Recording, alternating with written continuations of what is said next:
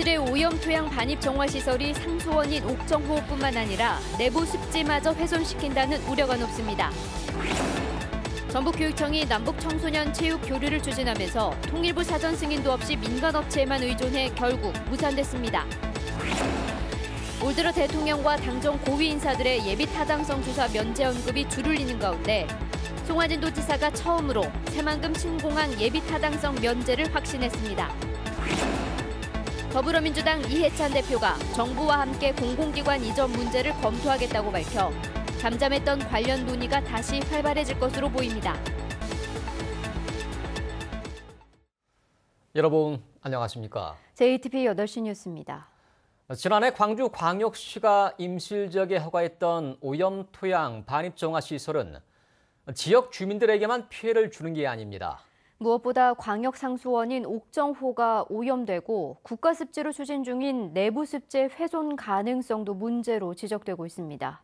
정원희 기자의 보도입니다.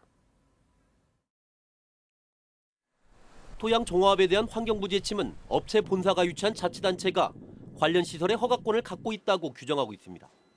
이 때문에 한 토양 정화업체 본사가 있는 광주광역시는 지난해 이 업체가 임실에 추진한 오염토양 반입 정화 시설을 허가해줬습니다. 이 시설은 정읍과 김제, 임실에서 식수로 쓰는 옥정으로부터 물길을 따라서는 4.5km, 직선거리로는 2.1km밖에 떨어져 있지 않습니다. 주민들은 수해라도 나면 옥정호가 오염되는 건 순식간이라며 크게 우려하고 있습니다. 정화를 하겠다는 그 오염된 토사들이 굉장히 좋지 않는 환경부에서 지정한 안 좋은 흙들이지 않습니까? 그것이 다 이 옥정호로 흘러들이게 되면 옥정호 내부에는 국가습지로 추진 중인 습지도 있습니다. 지난 1년 동안 조사를 마친 환경부가 국가습지 지정 여부를 검토하고 있을 만큼 생태학적 가치가 높지만 훼손 우려가 커졌습니다. 여태까지 우리가 지난 1년 동안 조사한 천여 종의 동식물들이 지금 큰 위협을 받게 돼 있는데 임실군에서는 이것을 간과할 수가 없는 지금 그런 형편입니다. 임실군수는 이번 주 안에 환경부를 항의 방문해 이 같은 우려들을 전달할 예정입니다. 또 불합리한 환경부 지침에 대한 개정안이 국회 환경노동위원회에 접수된 만큼 빠른 처리를 촉구하는 기자회견을 국회에서 열 계획입니다. JTBC 뉴스 정원익입니다. 전북교육청이 추진해왔던 남북 청소년 탁구 교류가 통일부의 불허 통보로 무산됐습니다. 무산된 과정을 들여다보면 전북교육청이 얼마나 주먹구구식으로 사업을 준비했는지 한심하게 짝이 없다는 지적까지 나오고 있습니다. 조창현 기자가 보도합니다. 지난달 5일 전북교육청은 익산시 남북체육교류협회와 남북한 체육교류 발전 협약을 체결했습니다. 협약의 주요 내용은 이달 말 중국 쿤밍에서 익산 216호와 북한 425 체육단 소속 청소년 탁구부가 친선 경기를 갖는다는 것입니다. 정부 주도가 아닌 자치단체의 체육 교류로 주목받았던 이 협약은 결국 무산됐습니다. 강원도, 서울시, 익산시, 전북교육청 등 지자체가 이제 과도하게 많이 이제 참가를 해서 남북 간의 이제 교류 협력 질서를 저해하고 이제 교류 다변화에 이제 부정적인 결과가 우려되는 등 남북 관계에 미치는 영향을 종합적으로 고려해서 이제 무산이 됐다라고 얘기를 했습니다. 북한 선수들과의 만남을 기대했던 216호 학생들의 실망감도 매우 큽니다. 같이 훈련도 하고 같이 이제 연습 경기도 하고 하려고는 이제 기대가 많았었고 기대, 호기심 여러 가지들이 많이 있었겠죠. 그런데 이제 갑자기 또 이렇게 무산이 되는 바람에 내심 좀 많이 서운하고. 북한 주민과의 접촉은 통일부의 사전 승인을 받아야 하지만 교육청은 이 같은 사실도 모른 채 체육 교류를 제한한 민간 업체에만 의존했습니다. 북한 선수단에 대한 항공료와 체재비 등 직접적인 경제적 지원이 문제가 될 수 있다는 점도 간과했습니다. 또 교류 무산 사실도 익산시의 통보가 있고 나서야 파악할 정도로 강 건너 불구경하는 입장이었습니다. 이분들 말을 들어보면 북한에 있는 주민들이나 이 단체들하고 교류하는 것이 우리 교육청에 있는 직원들은 전혀 모르잖아요. 그래서 그쪽한테 저희들이 의지를 많이 했던 거죠. 전북교육청의 첫 남북체육교류 사업은 당사자인 학생들에게는 실망감을, 자치단체에는 좋지 않은 선례를 남긴 채 결국 해프닝으로 마무리됐습니다. JTB 뉴스 조창윤입니다.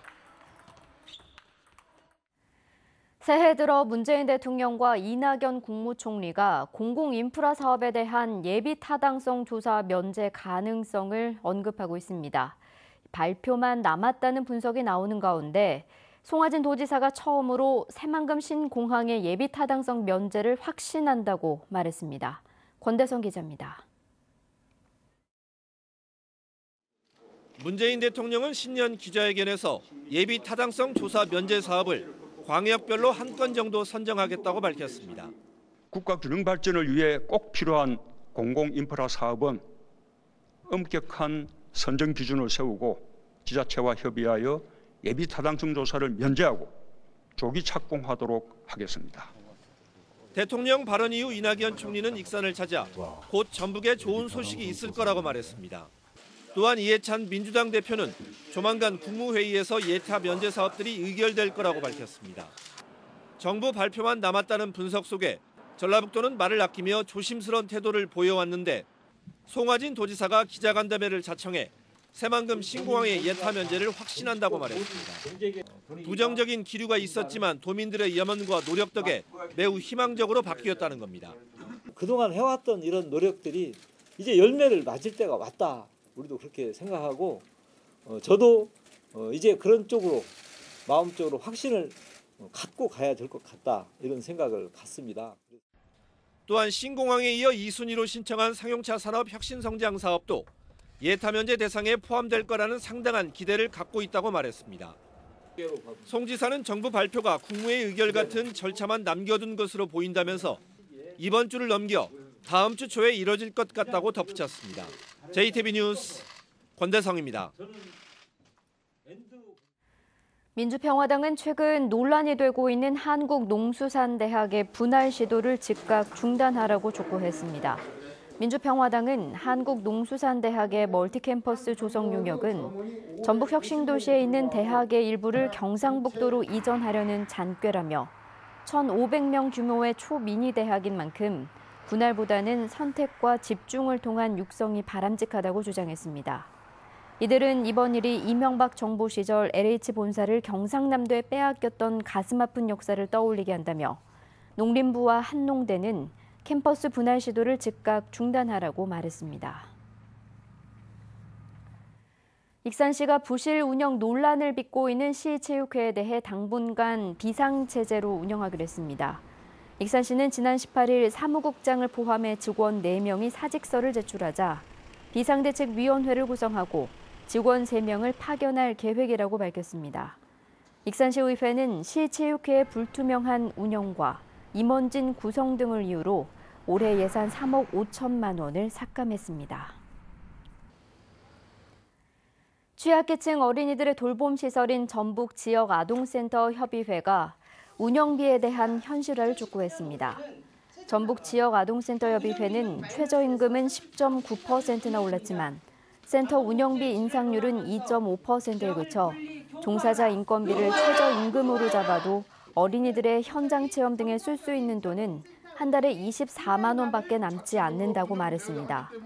지역 아동센터 운영자들은 정부의 적정 운영비 보장과 사회복지시설 임금체계 적용을 촉구하는 한편 전라북도에는 하루에 1인당 450원 수준인 어린이 프로그램비를 최하 2,500원 반영해달라고 요구했습니다.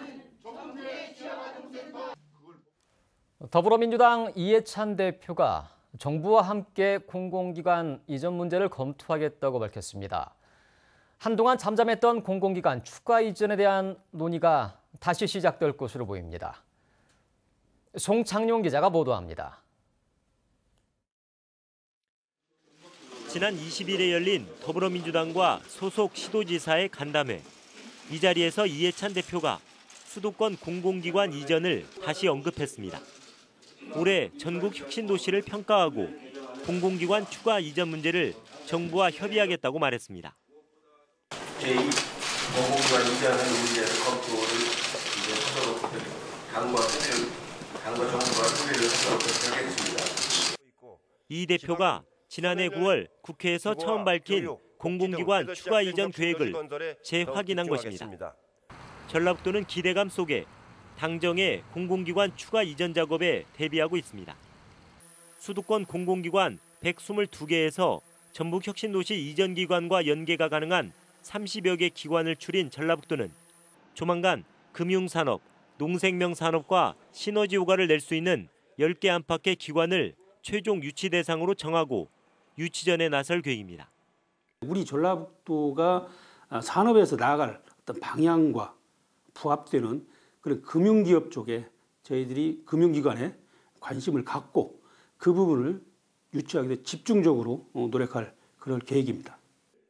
지난해 9월 이해찬 대표가 공공기관 추가 이전 계획을 발표한 뒤 수도권 공공기관을 유치하기 위한 시도 간 경쟁이 이미 물밑에서 치열하게 벌어지고 있습니다. 공공기관 추가 이전은 지역 발전의 새로운 계기를 마련할 수 있는 기회인 만큼 알짜 기관 유치를 위한 철저한 준비가 필요합니다. JTB 뉴스 송창용입니다. 초등학교 신입생 예비 소집이 마무리된 가운데 취약 대상 아동 1명의 소재가 파악되지 않고 있습니다. 전북교육청은 올해 취약 대상 아동 17,000여 명에 대한 예비 소집을 진행한 결과 1명의 소재가 파악되지 않았다고 밝혔습니다. 해당 아동은 2014년 해외 출국까지는 확인됐지만 부모와 전화 연결이 되지 않아서 교육청은 안전 여부 확인을 위해 경찰에 수사를 의뢰했습니다. 도내 주요 4년제 대학들이 올해 등록금을 동결했습니다. 전북대가 지난 15일 도내 대학 가운데 처음으로 등록금 동결을 선언한 데 이어서 군산대와 원광대, 전주대, 호원대 등 주요 대학들이 등록금 동결을 결정했습니다. 전북대와 군산대 등 국립대학들이 신입생 입학금을 폐지했고 사립대학들은 지난해에 이어서 올해도 입학금을 인하했습니다. 전북대학교 신임 총장에 김동원 교수가 최종 임명됐습니다. 문재인 대통령은 오늘 열린 국무회의에서 인사위원회 심의 결과 등을 토대로 김 교수의 총장 임용을 재가했습니다. 전북대 총장 취임식은 임명장 수여와 보직 교수 선임 절차 등을 거쳐 설 연휴 뒤에 이뤄질 것으로 보입니다. 농산물 생산부터 가공, 판매, 여기에 체험까지 더해진 것을 이른바 농업의 6차 산업이라고 합니다. 6차 산업으로 진화하고 있는 작은 기업들이 농촌에 새로운 활력을 불어넣고 있습니다. 하원우 기자입니다. 쌀가루를 묻힌 찹쌀 반죽을 먹기 좋은 크기로 자릅니다. 바싹 말린 몸통을 기름에 튀겨낸 뒤 달콤한 조청을 바르고 바삭한 튀밥가루를 골고루 묻히면 먹음직스러운 한과가 만들어집니다. 찹쌀과 깨, 콩 등 한과에 들어가는 재료는 모두 직접 재배한 농산물. 입소문이 나면서 1년 매출이 1억 5천만 원에 이릅니다. 다른 먹거리면서 저희가 이제 설탕이나 물엿이 안 들어가고 100% 제가 조청을 직접 고아가지고 조청으로 한과를 만들기 때문에 그래서 인기가 많은 것 같아요. 모신잎과 귀리로 떡을 만드는 이 업체도 마을 주민과 계약 재배를 통해 재료를 공급받습니다. 마을 주민들의 일자리 창출에도 큰 도움이 됩니다. 평상시 같은 경우에는 뭐 한 7, 8명, 10명 정도 이렇게 하다가 명절 때 같은 경우에는 보통 한 15명에서 20명 이상 인력 창출이라든가 뭐 이런 일자리 이런 부분에도 굉장히 기여를 한다고 보면 됩니다. 떡 만들기 체험장에는 연간 5천 명이 방문합니다. 농산물 생산부터 가공, 판매, 체험까지 6차 산업이 이루어지는 셈입니다. 이렇게 얻은 수익으로 80세 이상 마을 주민들에게 매월 10만 원씩 연금도 지급합니다. 지역 농산물의 부가가치 향상되는 효과가 있고 일자리가 더불어 창출되는 효과가 있습니다. 그래서 잘 육성된 가공창업 농가로 인해서 그 마을 전체가 살아나는 효과를 보고 있습니다. 단순한 생산에 그치지 않고 가공과 판매, 체험까지 6차 산업으로 진화한 농촌 기업들이 농촌에 새로운 활력을 불어넣고 있습니다. JTB 뉴스 하원호입니다. 오는 3월 진행되는 전국 동시조합장 선거의 도내 경쟁률이 2.6대 1 수준으로 전망됩니다. 전라북도 선거관리위원회에 따르면 농협 92곳과 수협 4곳, 산림조합 13곳 등 109군데 조합장 선거에 285명가량 출마해 2.6대 1의 경쟁률을 보일 것으로 예상되고 있습니다. 도내 동시 조합장 선거인은 26만여 명으로 다음 달 26일과 27일 후보자 등록 절차를 거쳐 3월 13일 본선거가 진행됩니다. 민주당 을지로위원회가 506일째 고공농성을 벌이고 있는 김재주 씨에게 농성을 해제할 것을 촉구했습니다.